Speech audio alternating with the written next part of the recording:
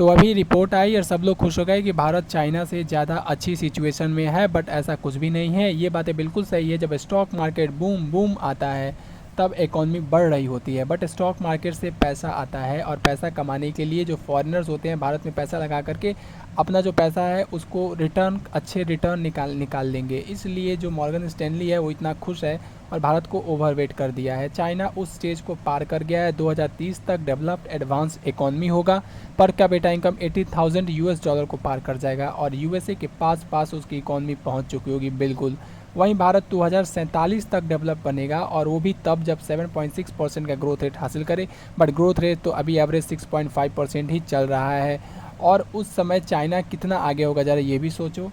और उसी के साथ साथ हमें ये भी ध्यान रखना चाहिए कि इंडियंस के लिए तब जब ये मायने रखेगा जब भारत का ग्रोथ रेट 8% के साथ सस्टेन करे लॉन्ग टर्म के लिए, जैसे कि स्टॉक मार्केट के लिए बूम बूम करने वाला है और इकॉनमी 35 ट्रिलियन डॉलर के पास चली जाए 2047 तक, तब ऐसा लगेगा कि इंडियन ग्रोथ बूम स्टार्ट हो चुका है और स्टॉक मार्केट के साथ साथ जीडीपी भी बूम बूम कर रही है। बट ऐसा होता हुआ नज़र अभी नहीं आ रहा है। रेटिंग एजेंसी पूरे बाजार को हिला करके रखा हुआ है। एक तरफ फिच रेटिंग जो है उसने यूएस की क्रेडिट जो है उसकी क्रेडिट रेटिंग उसको डाउनग्रेड कर दिया, तो दूसरी तरफ global financial major firm Morgan Stanley ने इंडिया को अपग्रेड कर दिया है। कंपनी ने ऑस्ट्रेलिया को डाउनग्रेड करके अंडरवेट किया, तो वहीं भारत को ओवरवेट किया है और ताइवान और चाइना को इक्वल वेट कर दिया। भारत अब नंबर 6 से सीधा नंबर 1 की पोजीशन में छलांग लगा करके आ चुका है। उसने कहा कि भारत में एफडीआई बढ़ रहा है क्योंकि भारत सरकार रिफॉर्म्स कर रही है। साथ ही साथ भारत के पास यंग पॉपुलेशन फोर्स है।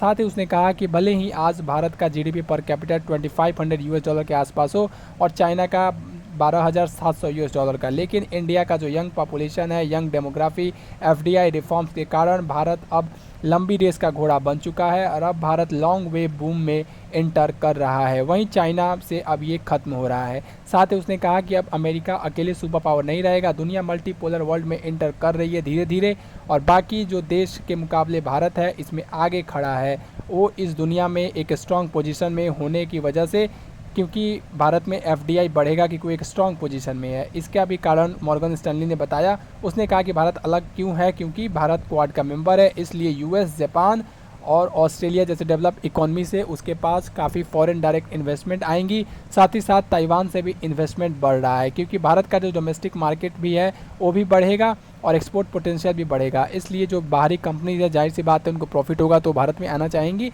और वो यहाँ आएंगी तो एक्सपोर्ट करके, और साथ ही साथ भारत का इंटरनल मार्केट का भी उनको एक्सेस मिलेगा तो उनको भी काफ़ी पैसा कमाने का मौका मिलेगा। इसलिए भारत अट्रैक्टिव मार्केट भी है और इसलिए अलग पोजीशन पर भारत खड़ा है। भारत का जो इंफ्रास्ट्रक्चर है वो भी बदल रहा है। More efficient port, road, electricity supply. अब चाइना से कंपनीज जो है वो बाहर निकलना चाहती हैं तो उनके लिए भारत सबसे अच्छा जगह है क्योंकि भारत का इंटरनल मार्केट भी है और एक्सपोर्ट पोटेंशियल भी है। साथ ही चाइना का एवरेज ग्रोथ रेट 3.9% रहने वाला है डेकेड के अंत तक, वहीं इंडिया का 6.5% तक रहने वाला है। India will continue to witness the health inflow of the foreign funds due to its robust economic outlook. और ये ऐसा इसलिए हो रहा है क्योंकि when we look at the some good and advanced technology and advanced economical super powers like when you see the US, Japan, Australia, they are now developed economies, but India is not a developed, is still a developing, and China is also a developing, but China is on transitional mode to becoming a developed economy।